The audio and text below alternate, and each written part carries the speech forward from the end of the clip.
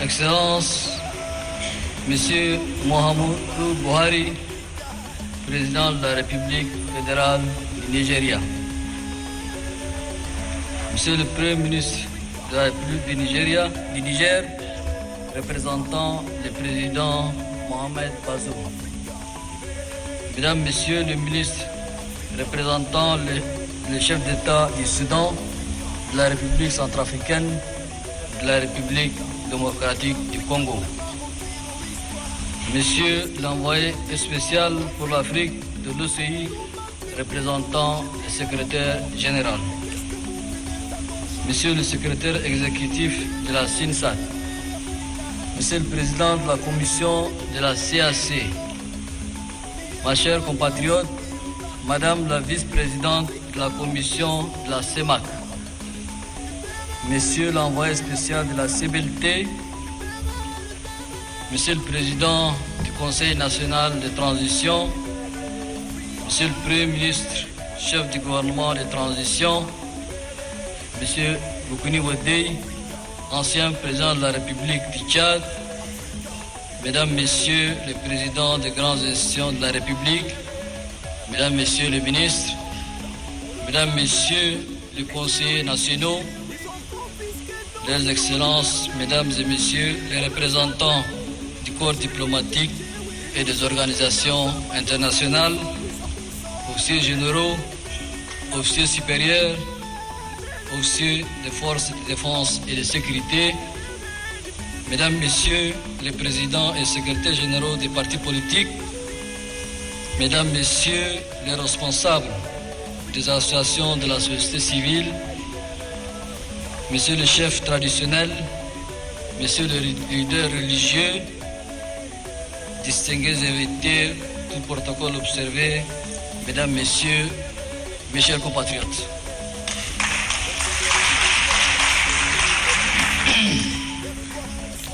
C'est avec honneur et dignité, mais aussi un sentiment d'humilité devant la tâche qui nous entend que je me tiens devant vous aujourd'hui. Permettez-moi avant tout de rendre grâce au Très-Haut pour avoir maintenu debout notre pays et guidé nos pas dans la conduite de la première phase de la transition.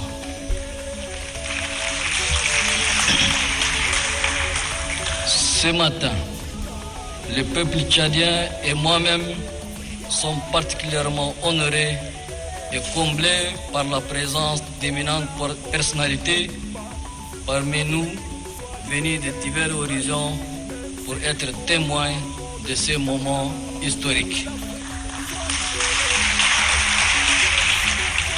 Votre présence remarquée à cette cérémonie témoigne de l'excellence des liens d'amitié, de fraternité et de solidarité qui unissent les Tchadiens à tous leurs frères et amis du continent et à ceux du reste du monde.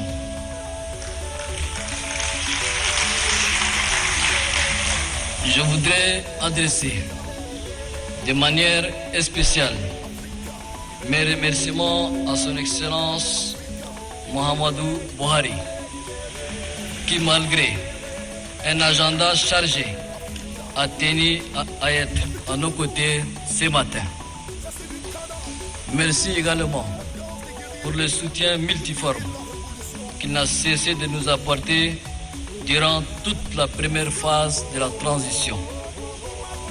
Après la visite de nos forces au Niger, notre premier voyage à l'entame de la transition a été réservé au Nigeria auprès du grand frère Muhammadu Buhari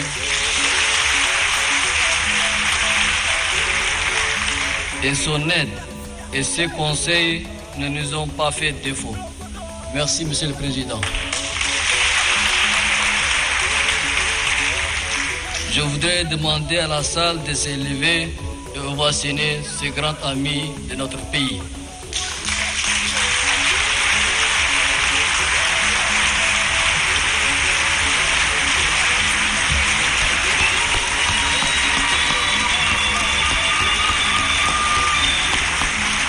Merci. Au moment où prend fin la mission éminemment patriotique du Conseil militaire de transition, conformément aux recommandations du dialogue national inclusif et souverain, je voudrais adresser, au nom du peuple tchadien, mes vifs remerciements aux membres du dit Conseil.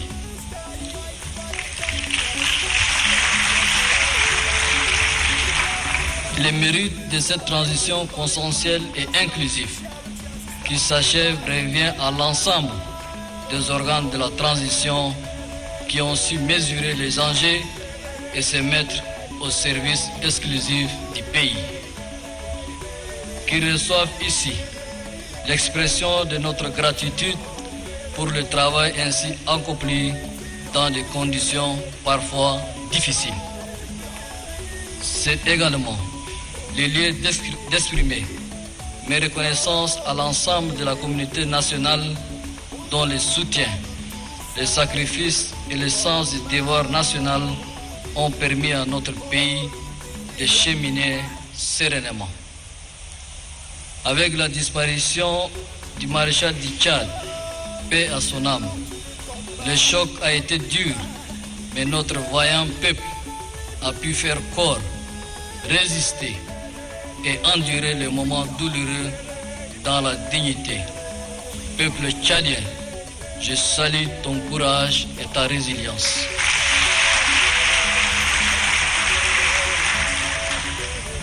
Mesdames, Messieurs, distingués invités, je ne peux m'empêcher de vous inviter à jeter un regard rétrospectif sur le chemin démocratique parcouru par notre pays les 18 derniers mois pour aboutir à la deuxième phase de transition en passant par un dialogue national inclusif et souverain.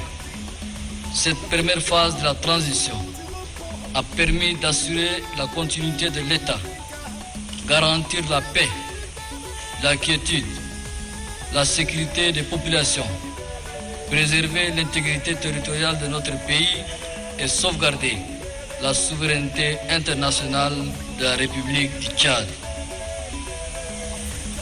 Aujourd'hui, une autre étape décisive dans cette transition a été l'organisation d'un dialogue national inclusif et souverain avec la participation des politico-militaires, de la diaspora et toutes les forces vives de la nation qui ont discuté de tous les problèmes du Tchad sans exclusif.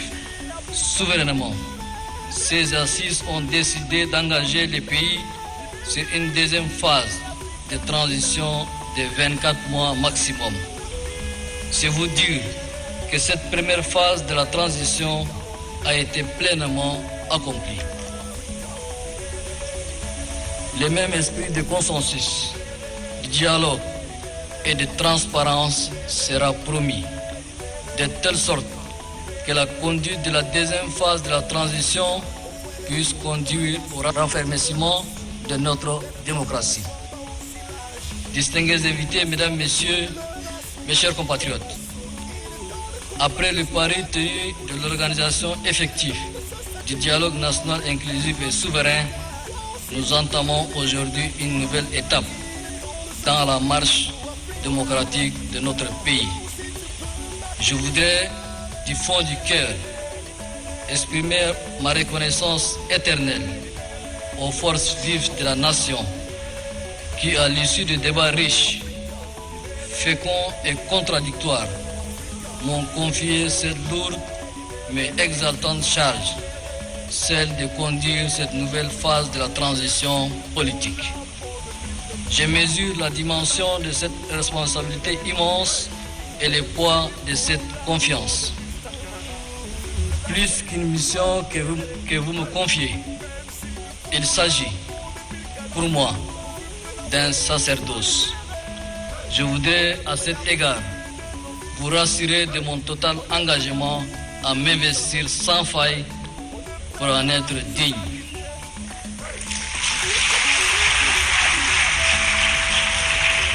Je me consacrerai exclusivement au service de notre pays et de notre peuple pour que cette confiance ne soit pas trahie.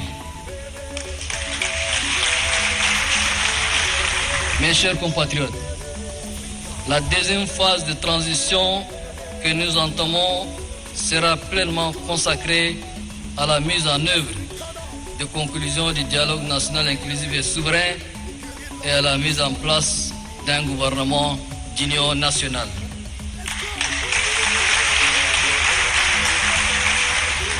Un gouvernement qui travaillera pour le retour à l'ordre constitutionnel et au développement humain. Les recommandations de nos assises nationales sont l'unique bréviaire qui va commander toutes nos actions et particulièrement les miennes, dicter toute ma conduite et focaliser toute mon attention durant la transition. Comme je l'ai noté à l'instant, un serment est plus fort que tout. À cet égard, je veillerai personnellement, nuit et jour, à la mise en œuvre du cahier de charges. D'ailleurs, le temps est compté. Il n'y aura ni compte à rebours, ni période de grâce.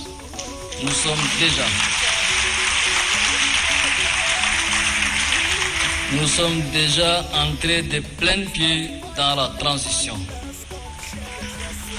Il est indéniable que le cahier des charges n'est pas un simple catalogue ou répertoire de vœux exprimés.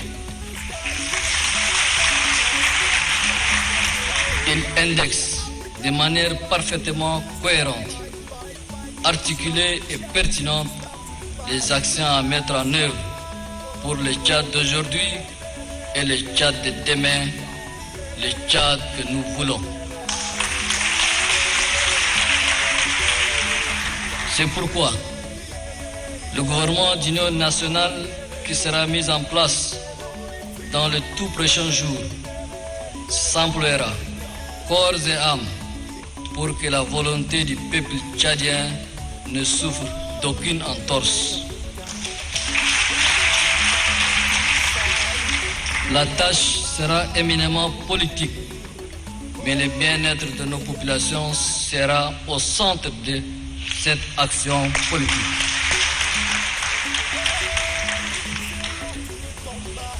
Je rappelle l'urgence absolue de tenir au plus vite les référendums constitutionnels qui devraient trancher la question de la forme de l'État. De même, des élections seront organisées dans la transparence et la sérénité pour permettre aux Tchadiennes et Tchadiens de mettre un terme à la transition et assurer le retour à l'ordre constitutionnel. Pour une célérité dans l'action, un comité de suivi et évaluation sera mis en place pour que toutes les délibérations collectives soient mises en œuvre de façon pragmatique, sincère et conforme au consensus dégagé. J'y veillerai personnellement. Mes chers compatriotes, tout en œuvrant pour le retour à l'ordre constitutionnel, le gouvernement d'union nationale travaillera pour répondre aux préoccupations et attentes légitimes de nos populations. La sécurité intérieure occupera une place de choix dans l'action gouvernementale pour mettre fin aux conflits intercommunautaires et aux phénomènes de coupures de route qui continuent d'endeuiller les familles tchadiennes. Une attention particulière sera accordée à la justice, rempart de notre vivre ensemble, qui constitue un sujet de préoccupation pour bon nombre de Tchadiens. Aussi, le gouvernement d'union nationale s'attellera à relever en urgence les défis majeurs en termes d'accès à l'eau potable et à l'énergie.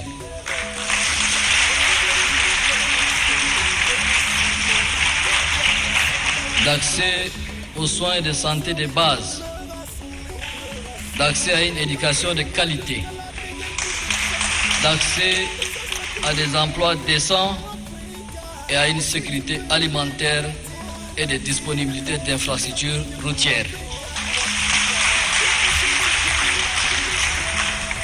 Sur ce dernier point, tous les chantiers à l'arrêt seront relancés, notamment en ce qui concerne les routes pour désenclaver nos régions.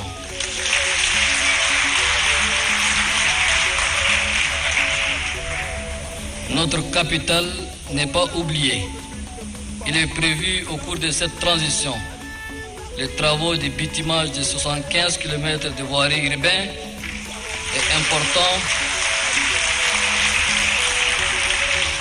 et d'importants travaux de drainage d'eau afin de soulager la souffrance de nos concitoyens en saison pluvieuse.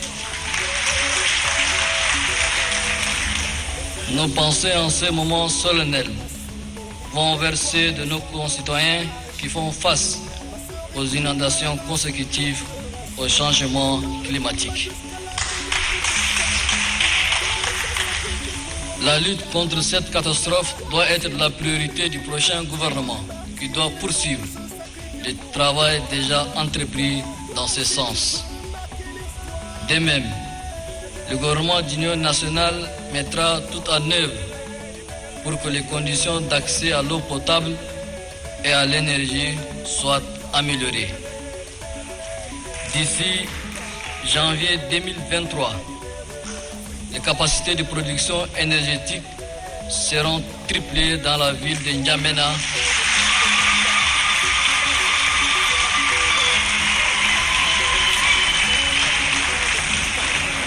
D'ici janvier 2023, les capacités de production énergétique seront triplées dans la ville de N'Djamena conformément au plan d'accès à l'énergie permettant de satisfaire les besoins actuels mais également ceux des années à venir. Aussi, nous allons continuer à œuvrer pour l'électrification et l'intensification des réseaux de distribution dans toutes les villes chefs-lieux de province. La priorité sera donnée aux énergies renouvelables. Les investissements dans les infrastructures d'adduction d'eau seront renforcés sur l'ensemble du territoire national. Je veillerai personnellement à ce que le gouvernement accélère la mise en œuvre de la politique nationale de l'emploi et de la jeunesse.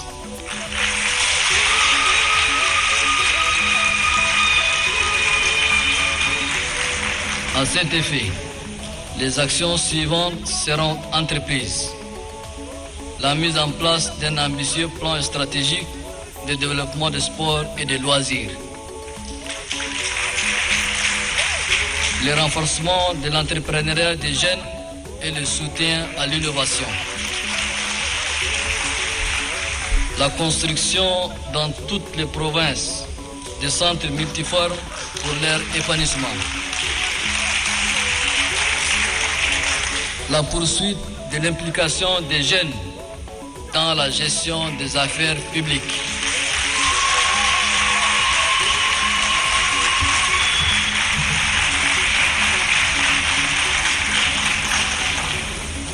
Mes chers compatriotes, la sécurité et la souveraineté alimentaire seront également au cœur des priorités du gouvernement. Un vaste plan d'appui au secteur de l'agriculture et de l'élevage sera mis en place pour accompagner nos producteurs pour produire et nourrir l'ensemble des Tchadiens à partir de nos terres et de notre cheptel. Le Tchad nouveau, résolument tourné vers le progrès et la modernité, est à notre portée, car nous avons tous les atouts et les potentiels nécessaires. Nous avons un pays vaste et immensement riche. Un pays riche de sa population composée majoritairement de jeunes et de femmes.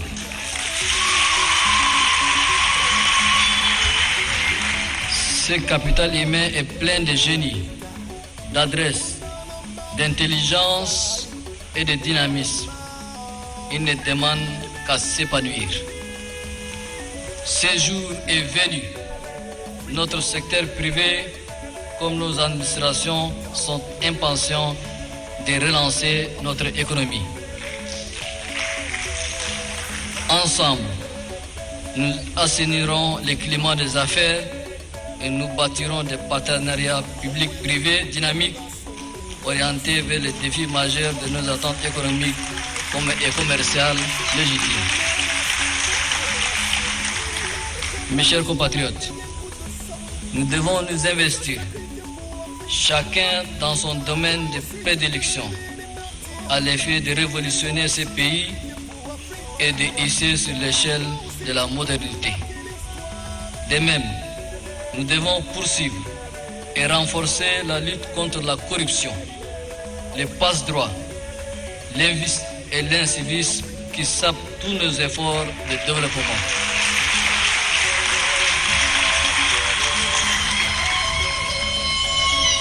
Chers jeunes,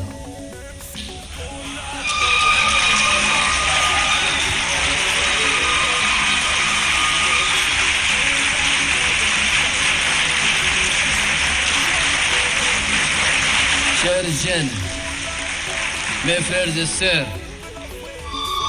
j'ai lu dans vos regards la ferveur et l'envie de vous investir pour un Tchad meilleur, un Tchad nouveau. C'est à ces défis partagés que je vais m'atteler durant cette phase de transition.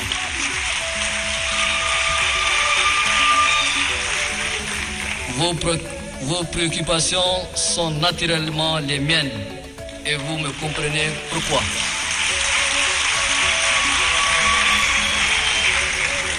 Je prends l'engagement solennel de vous rencontrer, de vous parler sans filtre, pour mieux vous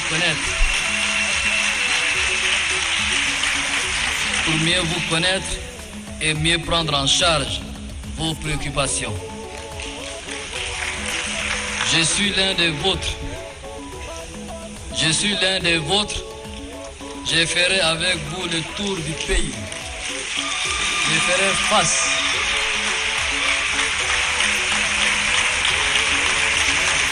ferai face avec vous le tour du pays. Je ferai face avec vous aux complexités du monde moderne qui vous laisse la sensation de n'être pas compris. Il est d'ailleurs arrivé l'heure pour que l'Afrique et le monde découvrent mieux le talent des jeunes Tchadiens.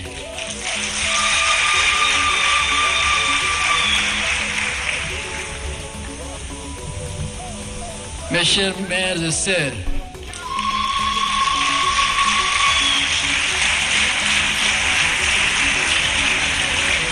j'ai lu une marque singulière d'ardeur dans vos visages, des visages qui rayonnent d'espérance.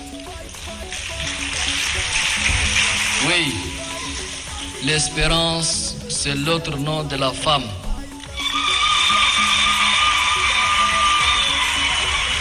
Parce que c'est vous qui donnez la vie. J'apprécie hautement votre niveau d'investissement pour l'essor du pays. Dans nos villes et nos campagnes les plus reculées, les femmes sont les premiers agents de développement.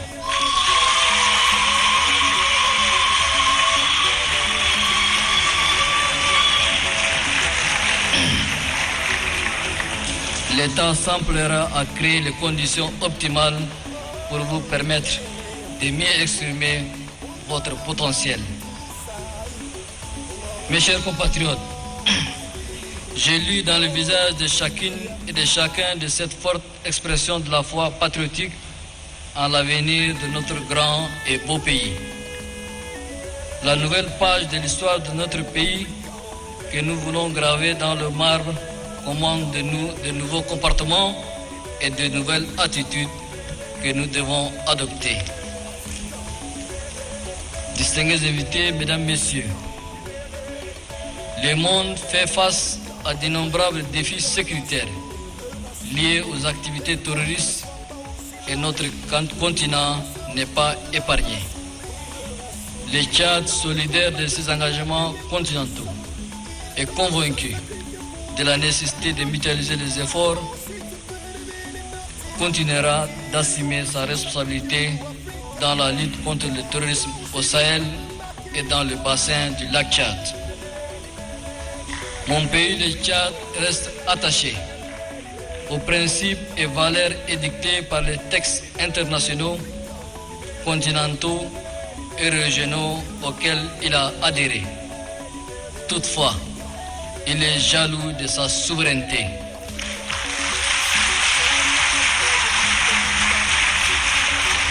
Cette souveraineté exprimée à travers le dialogue national inclusif et souverain devrait être appréciée à sa juste valeur.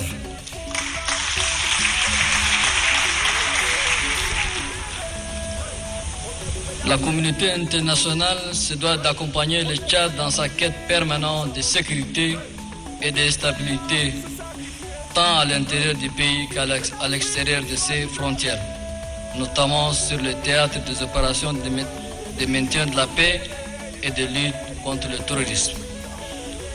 Distingués invités, mesdames, messieurs, avant de terminer mon propos, je voudrais remercier tous les pays frères et amis, ainsi que les partenaires techniques et financiers pour leurs contributions diverses et multiformes. Je sais combien leur accompagnement actif a été déterminant dans l'évolution de la première phase de la transition. Je suis convaincu que l'apport inestimable de nos partenaires ne nous fera pas défaut dans la phase actuelle de notre vie politique.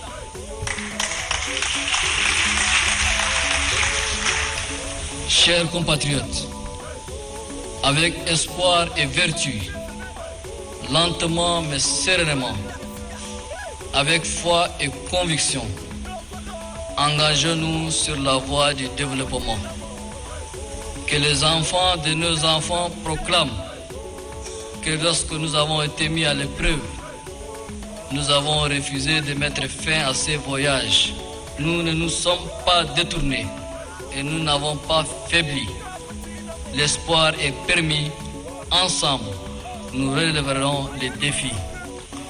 Que Dieu vous bénisse. Que Dieu bénisse le Tchad. Vive la République. Je vous remercie.